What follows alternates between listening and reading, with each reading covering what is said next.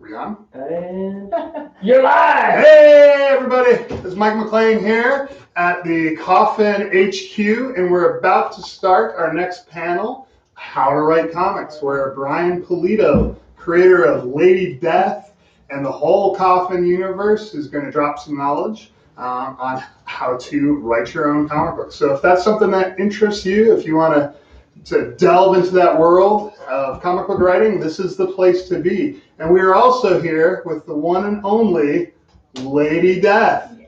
Hello, pleasure to be here. So today we're gonna delve into kind of some background into writing. I'm gonna give you a few basics while we're waiting for Brian. For those of you that maybe have never seen a comic book script, I'm going to just kind of tell you the basics. When you see a comic book script, and you can find some online, and I really suggest you do that. First of all, everybody does them differently. There's no industry standard for Greetings, everybody. Greetings, everybody. How are you? Thank you so much. Happy to be here. Want to be in the middle, Lady Death? Whatever you want me. Right in the middle. Okay. All right, so today's panel is, again, how to write comic books. And I was just going to go over a quick preview of just the basics of what you see when you look at a script for a comic book. Yeah. So, like I was saying before, there's no necessarily industry standard, but there are some things that they have in common, typically on comic book scripts. First of all, oftentimes you'll see a page, and it'll say page 1, and then it'll say panel 1. And then you'll describe the action of what's going on in the panel. So these are the directions that the writer gives to the artist on what to draw. And we'll get into a little later maybe something behind how you write those. But again, those are the directions. Then oftentimes we'll have dialogue cues right after that. So you'll say the character's name, Lady Death, and then you'll put down what dialogue that character will say. Yep. Oftentimes there'll be a parenthetical before their name to maybe even show you what number, to give a number that's more for background, so we can backtrace what dialogue belongs where, but also it could tell the artist or the letterer how to deliver the line, like if they're screaming, shouting, crying, whispering, whatever the case is. Absolutely. So that would be page 1, panel, and then there also could be a special effects cue, the wham, bang, rat-tat-tat, whatever you Exactly. Shashoom. Shashoom. Those are incredibly fun to write, the special effects. And then, of course, you go on to panel 2, and then it's repeated. So a basic script looks something like that. There's no industry standard. I've heard some people even use screenwriting formats. Yeah. Oftentimes I've just seen Microsoft Word. Yeah, the modern trend, years ago in the 60s, there used to be a thing called the Marvel method. And what that would be a 1 to 3 page type document that didn't even say what happened on a given page, and that was given to an artist who then broke it down into a story. So they actually became another storyteller. You have to excuse me for a minute. Yeah, and then the story, they would give it to the artist would just draw whatever the story was describing, and then the writer would come in later and describe what was going on, either the dialogue or the caption boxes. So it's a little bit reverse engineered to how it is. Do you know of anybody that still does it the Marvel way? I thought it was Greg Capullo? Well, he's an artist. I don't know. I know that the trend is page 1, numbering the panels and what happens within each panel is the trend. And usually these days, I think a lot of people are coming in with full dialogue. Like sometimes in the 90s, I would actually write quasi-full script. I might not finish my dialogue. You know, I love that we just completely finish it now. But yeah, that was the former trend. But now it's, here's page, here's the panel number, here's what happens on the panel. You can describe it as much as you want or as little as you want. I've seen writers like Alan Moore write that much for one panel. I've seen top writers like Brian Michael Bendis write 1 or 2 lines, and then you see the art and it's fully realized. And sometimes how much you write depends on how much you know the artist and you know what you would expect to receive from the artist.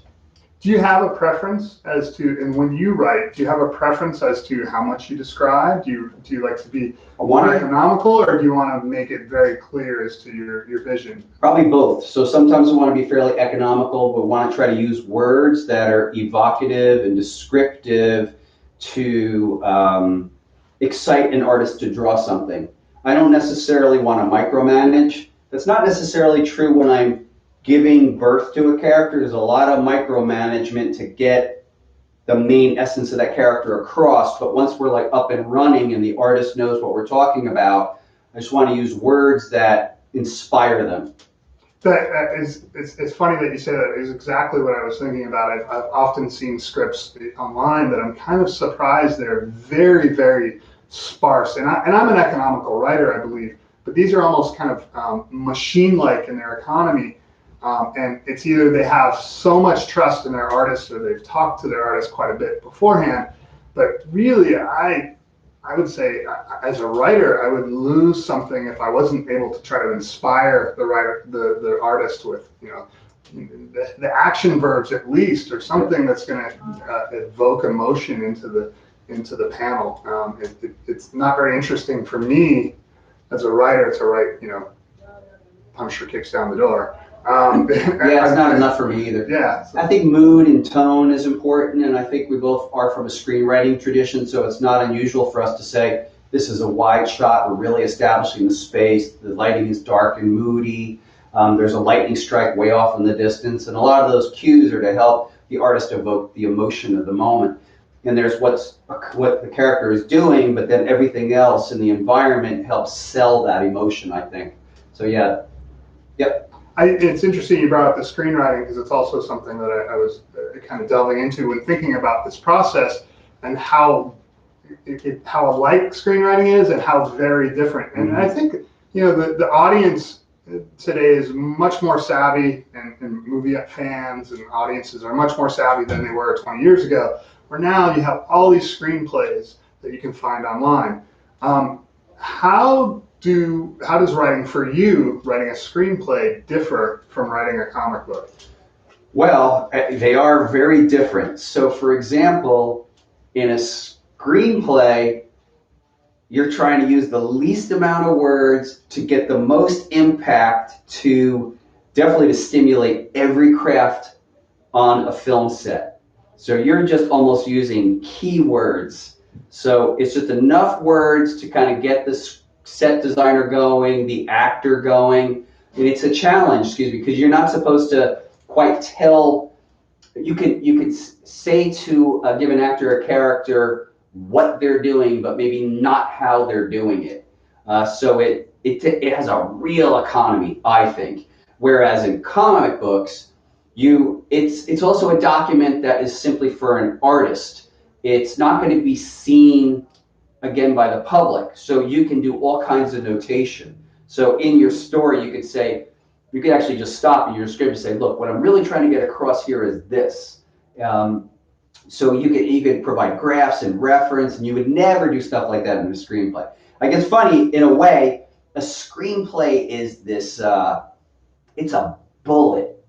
It's got the least amount of words possible to create the most imagery possible. I mean, I remember reading The Matrix, and I was just blown away how accurate to the finished product it was, and how little words they used to get it across. Conversely, comics and scripts will never be seen except by the artist, so you could just pretty much tell them exactly what you want, and there's not really necessarily have to be poetry to it. Now, there has to be poetry, obviously, to the underlying story architecture and the dialogue, but not really how you describe the story to the artist. Right. But then going back to what you said before, there's not much poetry to it, but you have to energize you have an audience of one, which is the artist, so you have to get them enthused with the product. I agree. Yeah. And that, I've done a few workshops on screenwriting, and I always mention that, like, your job as the screenwriter is not to write the movie, but is to keep that assistant. It's not even the producer, it's the producer's assistant or whoever they have, the script reader, to keep them interested, so they don't just drop it on the slush file as a spec script. So that's a very different than writing a comic book script. Although I would go back to that, if you are writing, I guess what we'd call it, a spec comic book script, is there any difference in writing that kind of script as opposed to this kind of scripts we're writing where we know it's going to be produced, there's a deadline, there's how is that script might be kind of different? I don't have an experience to answer that because the first comic script I ever wrote, we got turned into it, and I've never not had that, so I wouldn't know how to do it speculatively. So when I wrote the comic book Evil Ernie, definitely a fuller script for sure, and yeah, I wrote the whole script, then it went to Stephen Hughes, the artist, he drew it. When I was submitting it to be published, I definitely had like a lot of rigorous requests from potential publishers. They were saying, can I see the whole script? Can I see like all 5 issues? And I did have all that, and I did do all that. So I don't know speculatively how it would be different. I mean, even like in the domain of like speculative pitches, so certain publishers might have a relationship with a veteran creator team and say, hey, I'm looking for something in this arena, would you pitch for it? Or that veteran creator might go to a publisher and say, I have a pitch document for something I'd like to write. That is an entirely different document with a very different quality. So it's a sales tool for a story or a premise, and that's just totally different. So if you were a new writer trying to break into comic books, Wow, I know it's hard, you got to go back to 29 years ago. Yeah, if you were a new writer trying to break into comic books, would that be the emphasis? Would you create some sort of pitch document rather than a full-fledged script that pitches your idea? Now look, I haven't been new in the game for 29 years, but this is exactly what I would do. I would, if I was looking to be a writer in the game, I learned early on that no one's reading your writing. So what you got to do is you got to make your own comic book, and you got to make it in independent comics first. You got to distinguish yourself. I mean, a guy that comes to my mind recently would be Donnie Cates. He came onto the scene, of my awareness, doing a series at Image called God Killer. Is that a God Killer? God Country? God Country. And as soon as I read that guy's stuff, I'm like, oh, someone has arrived. And that's true. By the time God Country was done, he was like writing Guardians of the Galaxy, Thanos, and all this stuff for Marvel. So it was a good calling card. And the reason I say just there's no one in any company per se that's dedicated to reading scripts that come in that are from an unknown entity, because they're difficult to do. It's easy to get artist samples, penciler, inker, letterer, colorist, and look at the work and say pretty fast and say, I think this person's got some chops, maybe I'll give them a tryout. I gotta tell you, it's so difficult to get in writing because you got to spend the 20 minutes or the half hour to get through the one thing to say at the end, oh, this person can do a second act, really pull off a climax, like you can't tell. So I think the best way for writers specifically to represent themselves is to make their own independent comic book, which you could then hand to an editor who could read it in the same 20 minutes and experience it the way they're kind of meant to be experienced. Yeah, and there's lots of great unknown pencilers out there that are probably looking for an opportunity to work with them. So you can find them. And a lot of times at comic conventions. That's what I recommend. Yeah, I mean, that's how I did it. When I was looking for an artist, I didn't know anybody in comics. Or anyone I knew in comics were already totally employed. And they're like, yeah, get away, kid. So totally what it was like. So I actually put in advertising, back then in the day, Comic Buyer's Guide, Comic Career Newsletter, and I'm looking for an artist. And I received about 70 submissions for Evil Ernie. And I tried out 11, and for whatever reason, none of them worked. Whether it was they didn't hit their professional commitments, or the work just didn't pan out, and I actually gave up. And then about 3 weeks later, the Stephen Hughes sample showed up. It's totally true. Like I was out, and then I got the Hughes sample, and I was like, I think we might have something here. And then it kind of went from there. So yeah, and then the legend was born. We started like making our own legend, man. So what are some, when writing a comic book script, what are some pitfalls to avoid? I know a couple coming up, and I will tell you from my own experience starting out, which is a lot more recent than Brian's experience starting out as a comic book writer.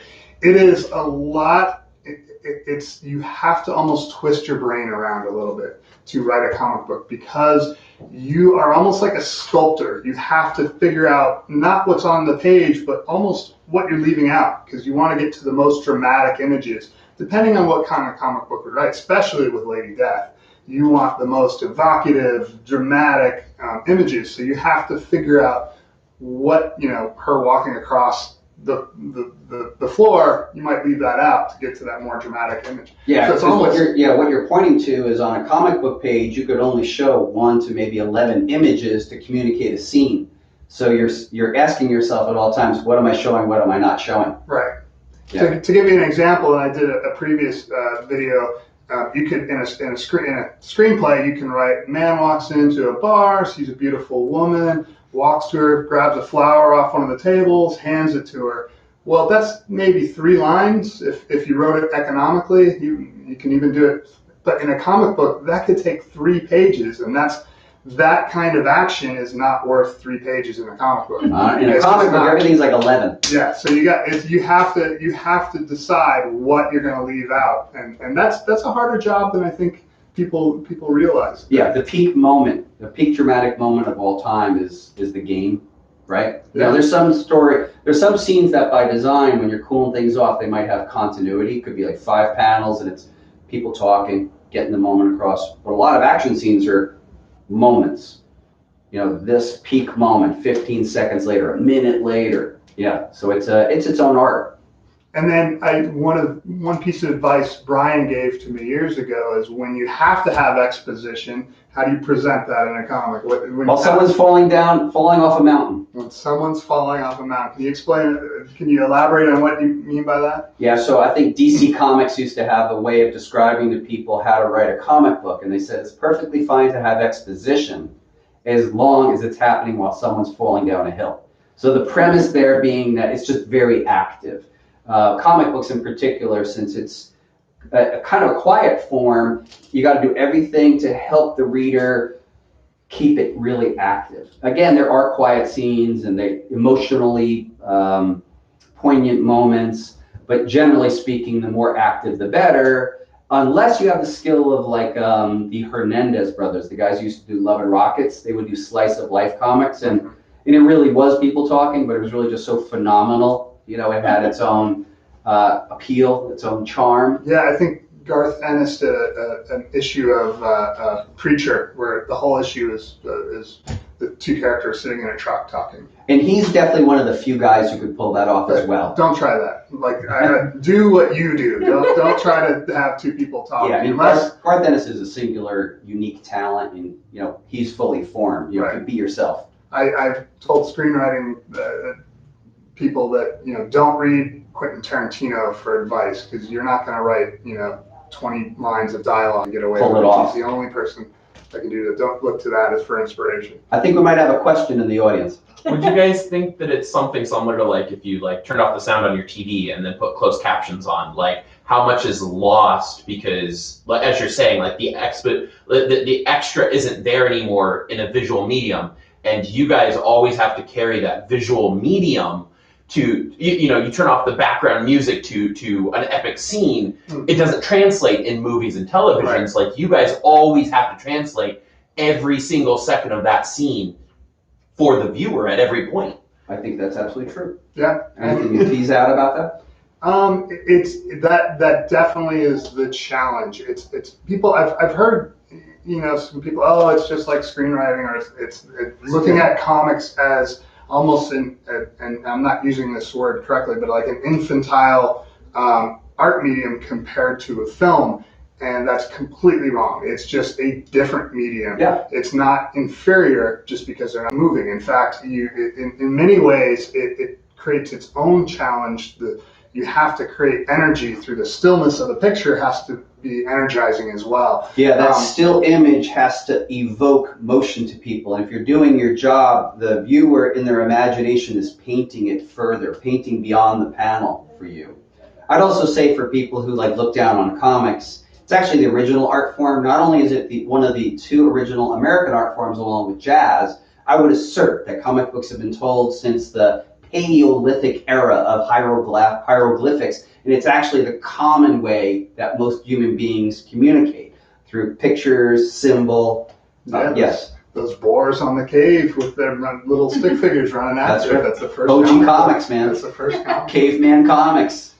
Comics 1 million BC. Joel. How do you guys work with the artists? Do you send them a full script and say, here, draw this, or do you send them a couple pages at a time? How does that work? Typically, it's the full script. I can't really think of an example in which we've sent partial script.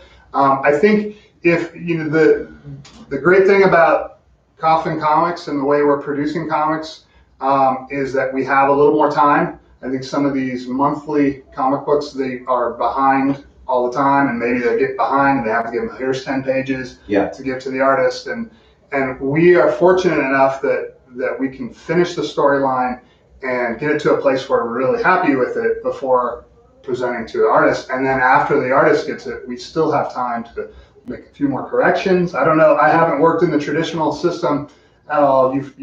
I've done it both ways, but for sure, being completely done and sending it to the artist along with the reference you want is the far superior way.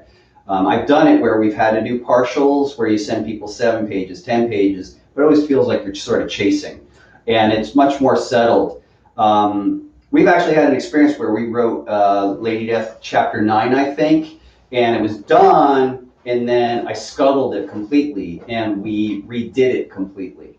And we still have the time frame to be able to do that. Yeah, and that was a really, and to give the audience a point of view, that was a good comic. I thought that was a solid comic book, but it just wasn't there. It just wasn't big enough. Right. And I'm really glad we did that, where we just chucked the whole thing. The result was much better than the original. Can you think of any? I can think of one other pitfall. Can you think of any others on your? What do you mean? Well, pitfalls that writers, yeah. One thing that, and it's so obvious, but it's so easy to miss, is one action per panel. You'll see people who are new that will put like, he punches this person and then looks over here in the same panel. He's rowing the boat and gets on the shore in panel 1. Right.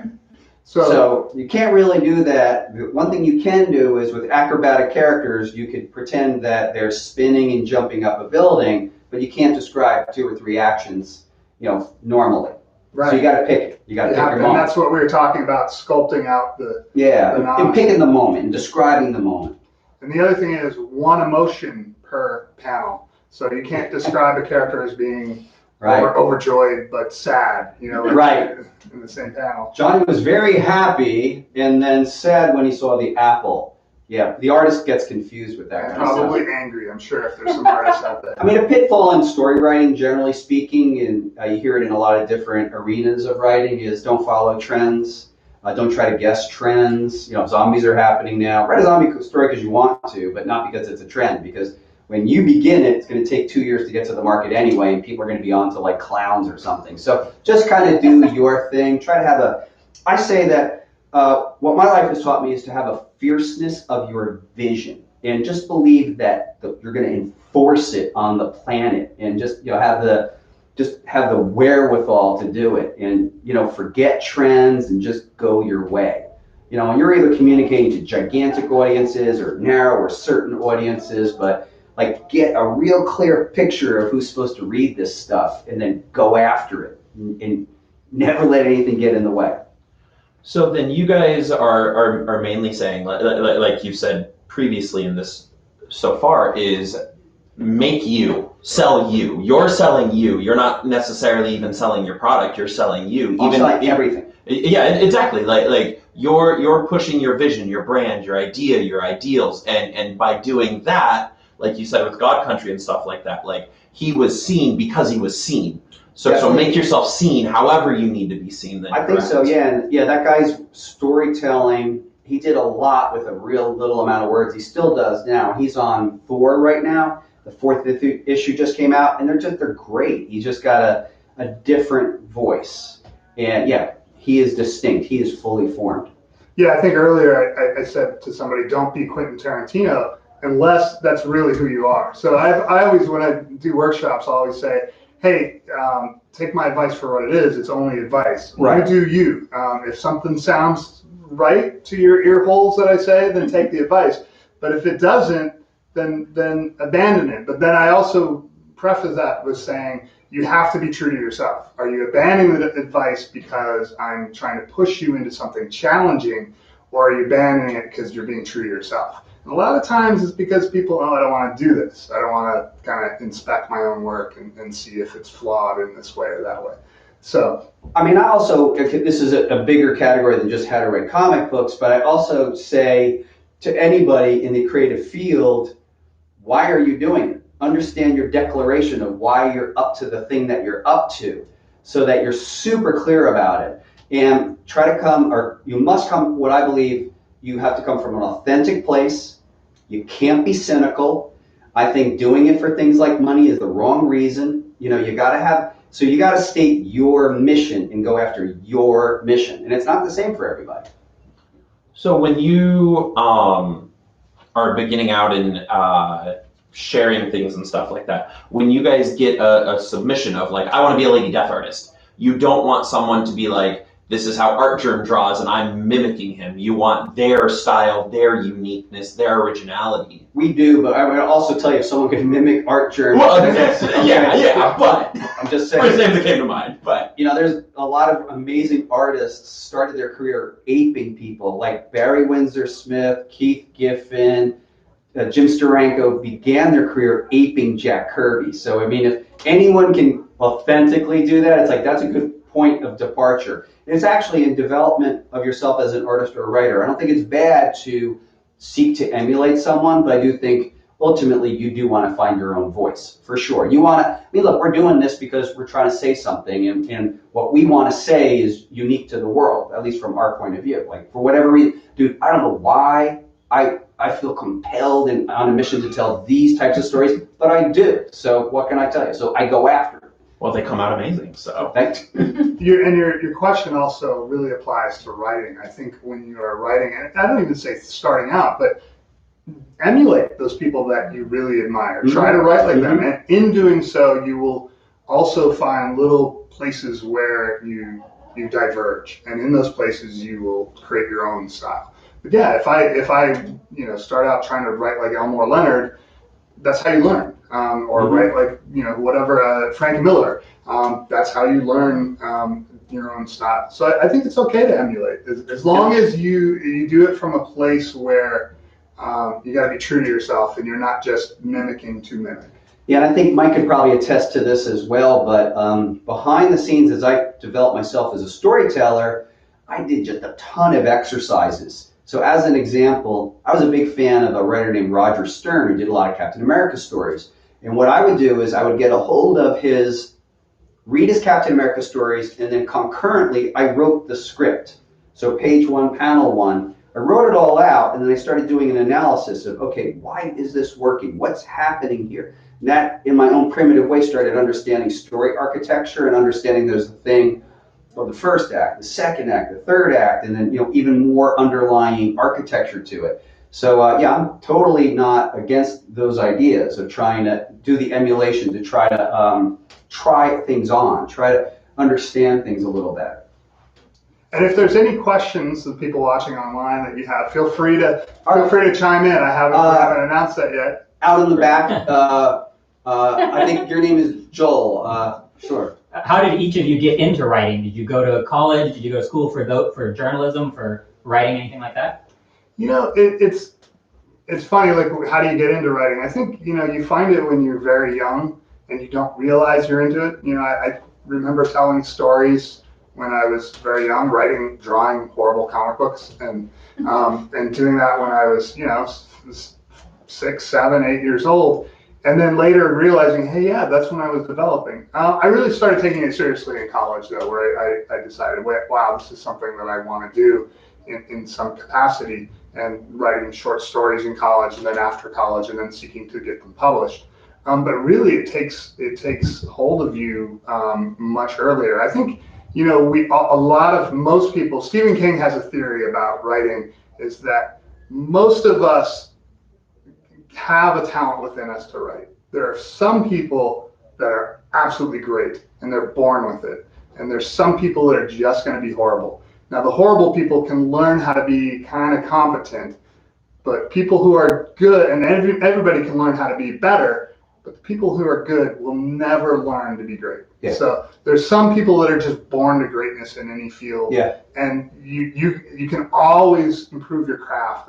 You can always do that. But there's some people that are going to be great, and you can't compare yourself to those. That's one thing. It's another pitfall. Yeah, you have to. You gotta put blinders on and just do the best you can do, because you're gonna make mistakes and you're gonna read your own work and, oh, why did I do that, or why did I do that? Yeah, for everybody who loves it, there's 10 who hate it. So yeah. Yeah. So yeah, just that's kind of a diverted. I remember seeing in the HQ little comic book that. How old were you when you drew that? Well, I think I started telling stories pretty early on. I remember doing things like in 5th grade. I got a little, like we had show and tell, and I got a little box, cut a hole out of it. On one end had toilet paper, like a toilet paper roll, and then I would have a little series of images that I could crank and show people. It's true. That's awesome. Yeah, it's true. You know, it was like more of those tissue rolls, but still you get the point. And I just, tell stories that way. And then I could remember being in 7th grade. What's that? Said home theater. Home theater, literally. Yeah. And then I remember 7th grade, starting my own comics, and we're in a place called HQ, which is the global Coffin Comics headquarters. And over yonder is a room called the Archive, and actually have some examples of my earliest comic book characters, including this crazy character named Eclipse the Searcher. So I think I was in 7th grade. He's this real angsty character, and he's searching the cosmos. And this is me as a kid in the 70s. I'm reading Jim Starlin's Captain Marvel and Warlock, that kind of stuff. And this character has a mask locked in his face. And he's been searching for his people for over 1 million years. And he's so filled with angst. The threat is if the mask ever came off, it would explode the universe. So I don't know. Nothing really came of that. It was great, too. So he's a way out there in the cosmos character, but he still had an E on his forehead. He spoke Somehow English. He spoke. Maybe that was a universal translator out there. I don't know. Okay, we got a YouTube question here. So, Phil asks, do you simply stay in your comfort zone, or do you prefer to challenge yourself with new endeavors? I would say for me, Lady Death is definitely out of my comfort zone. So I come from the writing that I was doing before this and into screenwriting. I had a background in crime fiction, like hard-boiled stories of criminals doing bad things. And of course, Lady Death does bad things, but they're so big. The stories are so huge. Very epic. Blasphemy Anthem was the hardest thing I've ever written because it's so large in scale with so many characters. And so that's really out of my comfort zone, and I enjoy it. I want to be out of my comfort zone because I think, even when I was writing crime fiction, I found, wow, this story is a lot like the other story I just wrote like last year. And you do fall into those comfortable trends. So definitely Lady Death is out of my comfort zone. Hell Witch is out of my comfort zone, if anybody read that. So I think it's what you need to do. I think you need to push yourself out of it. How about you, Nigel? Well, so every once in a while we'll get around to award season, and there's a movie like Jojo Rabbit. And I'm just sort of blown away by that. And I say to myself, I got to dedicate myself to telling an uplifting, positive, joyous story. And I really feel that because I love those kinds of movies too. But then I'm like, I have so much fun doing what I'm doing. It's sort of like denying me, the playground that I play in. So I think it's fair to say I've stayed inside my comfort zones. I think that's fair. And I stay there. I'm not looking at it in relationship to comfort or lack of comfort. I'm expressing myself the way I like to express myself. Probably like the comfort zone thing is always going back to movies. And actually in between panels this weekend, myself and Mike are conspiring about getting back to making a feature film. And that's where the comfort zone changes. It's a different paradigm. It's a different, storytelling is a lot different. Maybe getting back to that. And I do have this kind of fantasy that I don't know that I'm ever going to do anything about, which is to be able to write like a beautiful, Oscar-nominated, heartwarming story. But then again, I wouldn't be able to tell like what I'm telling now. So I don't know. So you're in your happy place right now. Then. I'm in my happy place. Happy place. Dark, happy place. Yeah, for me, it makes me happy.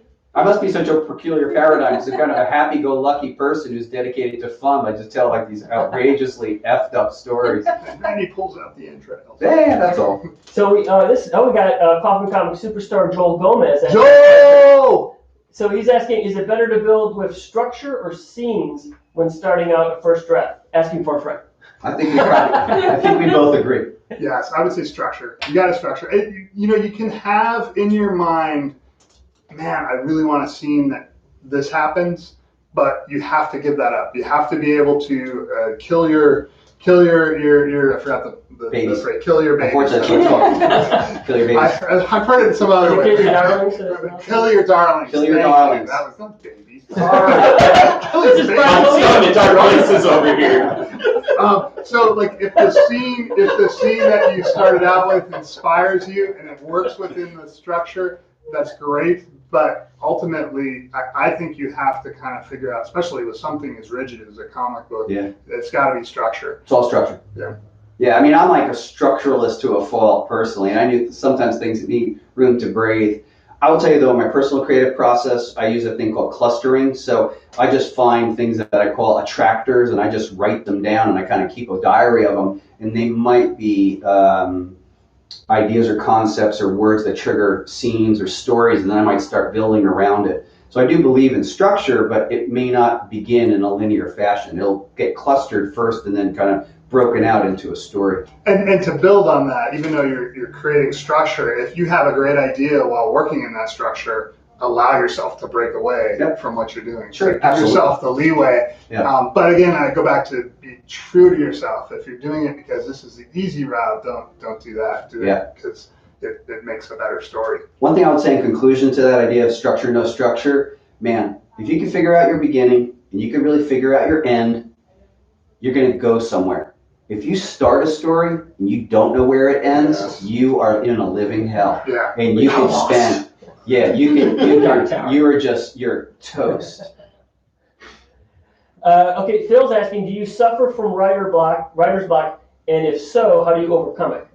If you ever. I don't have time for writer's block. There's artists that need pages. You don't have time. Like it's. I've heard some writers just. And I understand the idea of writer's block because we all have stresses in our lives that get in there. But like if you're working in conjunction with other people, you don't have time for it. If you're a collaborative effort. Yeah, I think too that's where we have an advantage because if either of us run dry, the other one's usually like.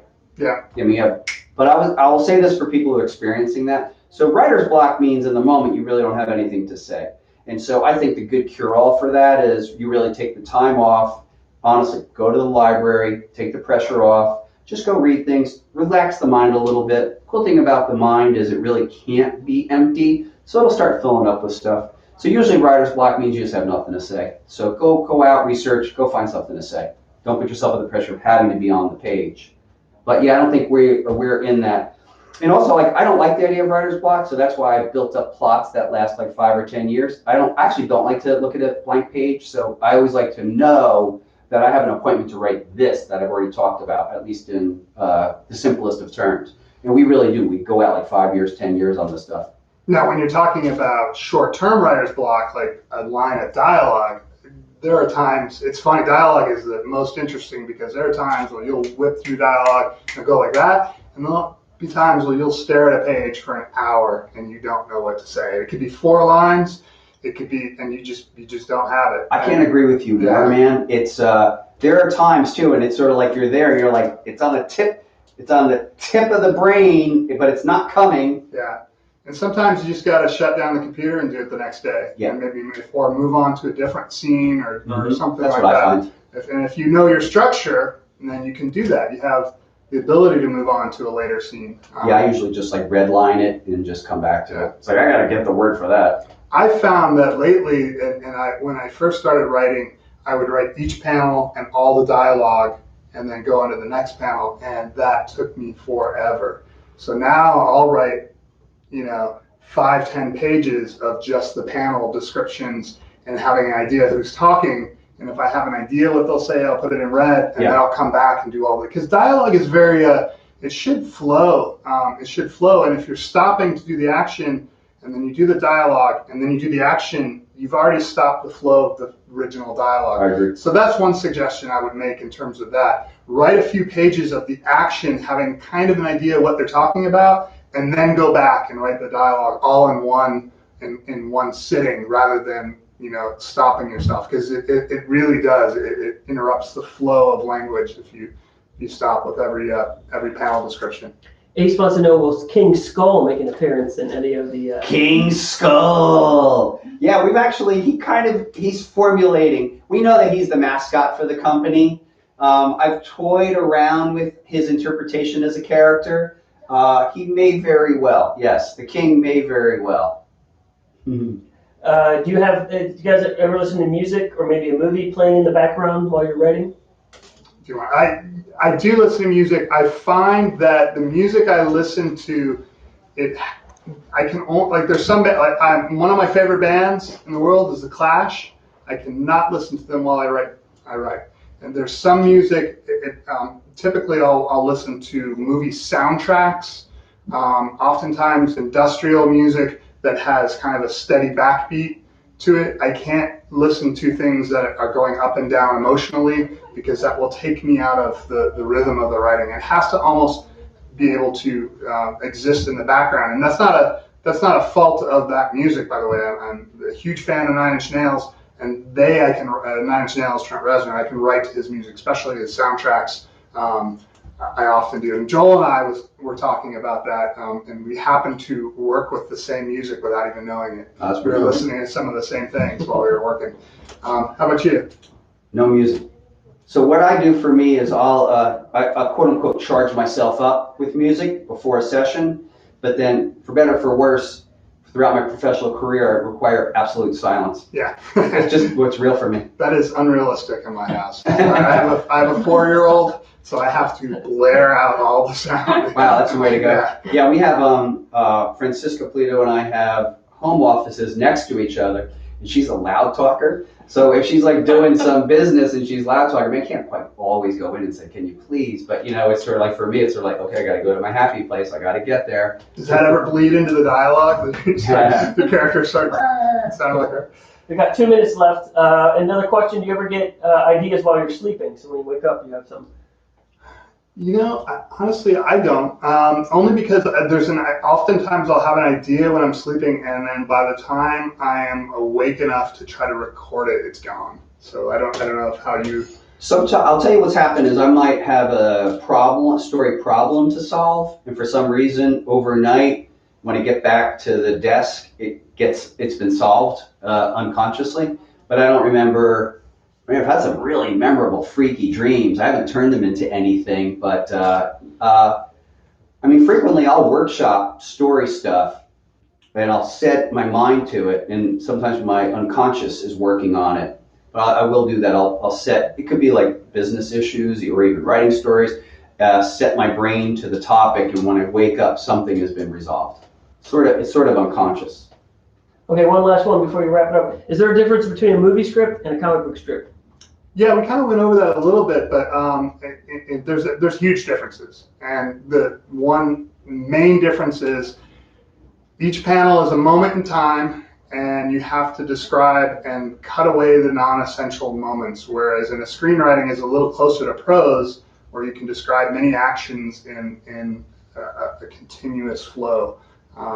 There are similarities that you have to be visual and understand. You have to have a visual idea when you're looking at what you're writing and kind of picture it in your head. But the writing I was surprised to find is very different. I agree. Okay, we'll wrap it up. Well, I'll tell you what I would like to say is this has been Coffin Comics Con Online, Day 2, Friday. Please join us tomorrow. We are not done.